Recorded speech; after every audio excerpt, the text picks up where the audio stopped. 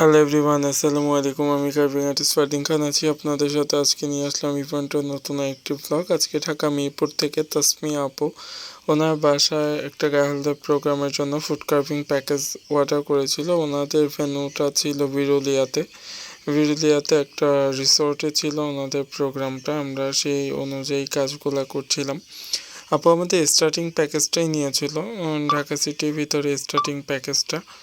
আমাদের স্টার্টিং প্যাকেজে আজকে আপু 3টা ডালা চয়েস করে, কারণ আমাদের স্টার্টিং প্যাকেজে গিফট সহ টোটাল 4টা ডালা যায়। আপু পছন্দ করে একটা কাবাবের ডালা, একটা কার্ভিং সহ পিঠার ডালা, একটা হলো ফ্রুটসের ডালা। উনি 3টা পছন্দ করে। ওনার রেকমেন্ড থাকে যে ভাইয়া আমরা তো 3টা ফুড ইনক্লুডেড নিলামই, আর এই সিজনে কিন্তু আমরা একটা অফার চালু করেছিলাম যে 3টা ফুড ইনক্লুডেড প্যাকেজের সাথে আরেকটা ফুড ইনক্লুডেড ডালা আমরা গিফট করছি। এটা আমাদের পছন্দে, আমরা কোন খাবারটা দিয়ে করব সেটা আমাদের পছন্দেই হয়ে থাকে।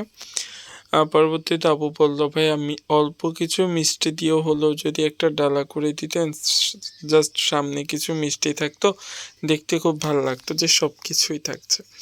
তারপর ওরকম প্ল্যান করে আমরা সুন্দর একটা প্যাকেজ রেডি করি, যেটাতে আমাদের ফুল 4টা ফুড আইটেম দিয়ে একটা ডেকোরেশন থাকছে, যেখানে আমাদের গোলাপ পিঠা থাকছে, চিকেন কাবাব থাকছে, আঙুর তরমুজের ডেকোরেশন থাকছে, মিষ্টি থাকছে, বেবি সুইটস, সব কিছু মিলিয়ে আমাদের আজকে প্যাকেজটাকে রেডি করছিলাম। আর এটা বিরুলিয়াতে ছিল, কেননা ঢাকার আউটসাইডে, তাই ওইখানে যেতেও টাইম নিয়ে বের হতে হবে। সব কিছু মিলিয়ে আপু ডেলিভারি টাইম যেটা দিয়েছিল তার আগে আমরা পৌঁছতে পেরেছিলাম, কেননা রাস্তায় জ্যামেও পড়ে গিয়েছিলাম।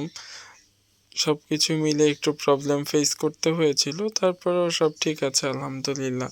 কেননা ঢাকার বাহিরে আউটসাইডগুলোতে ইভেন্ট করতে গেলে আশুলিয়ার সাইডে বা গাজীপুরের সাইডে, টঙ্গীর সাইডে একটু সময় নিয়ে বের হতে হয়।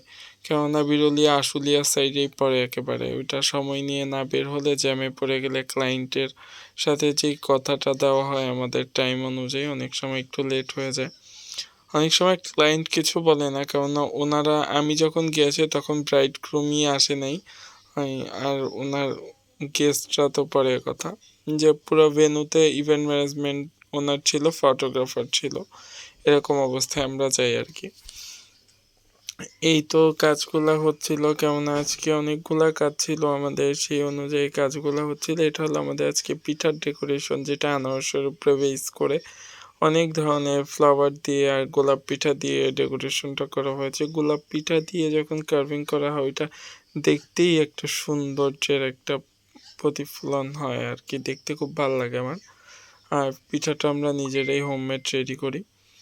এটা ফ্রুটসের একটা ডেকোরেশন, যেটা আঙুর, কালো আঙুর, সবুজ আঙুর আর তরমুজের ডেকোরেশন ছিল। একটা কাবাবের ডেকোরেশন ছিল, জালি কুমড়ার উপরে একটা বেস করে কাবাবের ডেকোরেশন ছিল, আর মিষ্টি কুমড়ার একটা বেস করা হয়েছে, যেটা বড় একটা মিষ্টি কুমড়ার কার্ভিং, সেটা দিয়ে আমরা সামনে বেবি সুইটের ডেকোরেশন করেছি।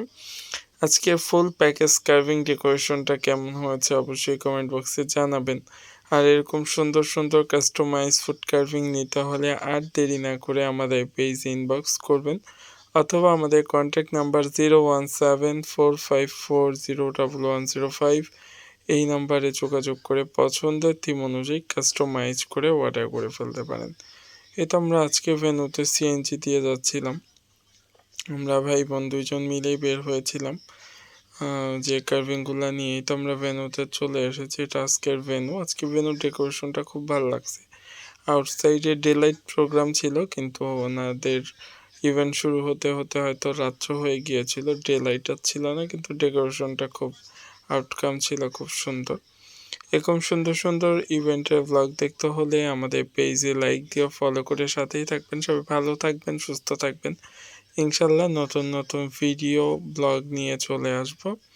আজকের মতো বিদায় নিচ্ছি। Thanks for watching. আল্লাহ হাফেজ।